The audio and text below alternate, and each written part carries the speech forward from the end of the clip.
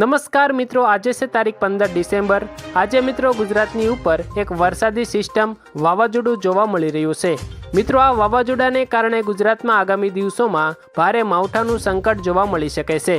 આજે મિત્રો આપણે આ વિડીયોમાં ગુજરાતના હવામાન સમાચાર, હવે ઠંડી કેવી પડશે અને માવઠા અંગેના સમાચારોની વાત કરીશું। તો મિત્રો આ વિડીયોને છેલ્લે સુધી જરૂર જોતા રહેજો। જો મિત્રો હજુ તમે આ વિડીયોને 1 લાઈક નથી કરી તો જરૂરથી લાઈક કરી દેજો અને ચેનલમાં નવા છો તો ચેનલને સબસ્ક્રાઈબ પણ જરૂરથી કરી દેજો। તો મિત્રો આજે સૌપ્રથમ વાત કરીએ તો ગુજરાતની ઉપર રહેલી વરસાદી સિસ્ટમ હાલ 100 કિલોમીટર પ્રતિ કલાકની ઝડપે આગળ વધી રહી છે।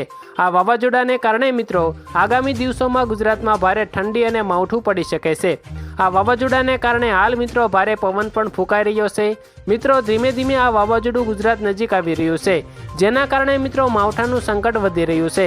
આજે મિત્રો હવામાન વિભાગે એક મોટી આગાહી કરી છે। હવામાન વિભાગે જણાવ્યું છે કે આગામી દિવસોમાં માવઠાના વરસાદના કારણે ભારે પવન ફૂંકાશે અને ઠંડીમાં પણ ભારે વધારો થવાની આગાહી કરવામાં આવી છે। હાલ મિત્રો દરિયા કિનારે ભારે તોફાન જોવા મળી રહ્યું છે, કારણ કે હાલ મિત્રો પશ્ચિમ દિશામાંથી ભારે ઠંડા પવનો ફૂંકાઈ રહ્યા છે, જેના કારણે મિત્રો ભેજવાળા પવન ફૂંકાતા વરસાદની સંભાવના વધી રહી છે। હાલ મિત્રો ભારે પવન ફૂંકાતા બપોરના સમયે પણ ભારે ઠંડીનો અનુભવ થઈ રહ્યો છે। હાલ મિત્રો દરિયા કિનારે ભારે પવન ફૂંકાતા ઊંચા મોજા પણ ઉછળી રહ્યા છે, જેના કારણે મિત્રો માવઠાનો વરસાદ પડે તેવી પૂરેપૂરી સંભાવના વ્યક્ત કરવામાં આવી છે। ત્યાર પછી મિત્રો વાત કરીએ તો હાલ દક્ષિણ ભારતના કેરળના વિસ્તારોમાં ભારે માવઠાનો વરસાદ જોવા મળી રહ્યો છે। તમને મિત્રો જણાવી દઉં કે ચોમાસાના વરસાદની શરૂઆત કેરળના દરિયા કિનારેથી શરૂ થતો હોય છે, એટલે કે મિત્રો હવે ગુજરાતમાં આગામી દિવસોમાં અમુક જિલ્લાઓમાં માવઠાનો વરસાદ જોવા મળી શકે છે। હાલ મિત્રો તમે વેધર એપ્લિકેશનમાં જોઈ શકો છો કે દક્ષિણ દિશાનો માવઠાનો વરસાદ ધીમે ધીમે ઉત્તર બાજુ આવતો જોવા મળી રહ્યો છે। હવામાન વિભાગે આગાહી કરતા જણાવ્યું છે કે આગામી 15 ડિસેમ્બર પછી ઠંડી અને માવઠાનું સંકટ જોવા મળી રહ્યું છે। ત્યાર પછી મિત્રો અંબાલાલ પટેલે આગાહી કરતા જણાવ્યું છે કે 24 ડિસેમ્બરની આસપાસ બંગાળના ઉપસાગરમાં એક વરસાદી સિસ્ટમ સક્રિય થશે અને મિત્રો માવઠું પડે તેવી પણ આગાહી આજે અંબાલાલ પટેલ દ્વારા વ્યક્ત કરવામાં આવી છે। મિત્રો ત્યાર પછી કેટલાક ગુજરાતના મહત્વના સમાચારો સામે આવ્યા છે, તેની ઉપર એક નજર કરીએ તો મિત્રો વાત કરીએ તો ગુજરાતનું હવામાન હવે બદલાયું, તેના વિશે વિગતથી વાત કરીએ તો રાજ્યમાં ઠંડીનો સમકારો યથાવત છે। હવામાન વિભાગના આંકડા મુજબ નલિયા કરતાં દાહોદમાં વધારે ઠંડી પડી રહી છે। દાહોદમાં મિત્રો 10.9 ડિગ્રી લઘુત્તમ તાપમાન સાથે રાજ્યનું સૌથી ઠંડુ શહેર બની ગયું છે, જ્યારે નલિયામાં 11.4 ડિગ્રી તાપમાન નોંધાયું છે। રાજ્યના 13 જિલ્લામાં પારો 15 ડિગ્રીથી નીચે ગગડી ગયો છે। અમરેલી, રાજકોટ અને વડોદરામાં કડકડતી ઠંડીનો અનુભવ થઈ રહ્યો છે, જ્યારે મિત્રો અમદાવાદમાં તાપમાન 14.9 ડિગ્રી નોંધાયું છે।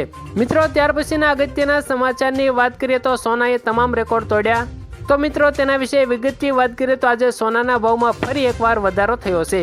24 કેરેટ સોનું 732 રૂપિયા વધીને 1,33,442 પ્રતિ 10 ગ્રામ પર પહોંચી ગયું છે, જ્યારે 22 કેરેટ સોનાનો ભાવ 1,22,233 પ્રતિ 10 ગ્રામ સુધી બોલાયો છે। મિત્રો ચાંદીના ભાવ 2,958 રૂપિયા ઘટીને 1,92,222 રૂપિયા પ્રતિ કિલોએ પહોંચી ગયા છે। આજે મિત્રો ચાંદીના ભાવમાં ઘટાડો થયો છે, પરંતુ છેલ્લા કેટલાક દિવસોથી ચાંદીના ભાવમાં પણ ભારે વધારો જોવા મળી રહ્યો છે। મિત્રો ત્યાર પછીના સમાચારની વાત કરીએ તો હવે ખેડૂત આઈડી કાર્ડ બનાવવું ફરજિયાત સરકારે કર્યું છે, તેના વિશે વિગતથી વાત કરીએ તો ખેડૂતોના આગામી 22મા હપ્તાનો લાભ મેળવવા માટે કેન્દ્ર સરકાર દ્વારા ખેડૂત આઈડીની નોંધણી ફરજિયાત કરવામાં આવી છે। રાજ્યના ખેતી નિયામકની કચેરીએ બાકી રહેલા તમામ ખેડૂતોને તાત્કાલિક નોંધણી કરવા અનુરોધ કર્યો છે। મિત્રો ખેડૂતો આ નોંધણી ગામના તલાટી, ગ્રામ સેવક, CSC સેન્ટર અથવા હવે ગ્રામ પંચાયતમાં પણ કરાવી શકશે। આ ઉપરાંત મિત્રો મોબાઈલ એપ્લિકેશનમાંથી પણ તમે ઘર બેઠા રજીસ્ટ્રેશન કરી શકો છો।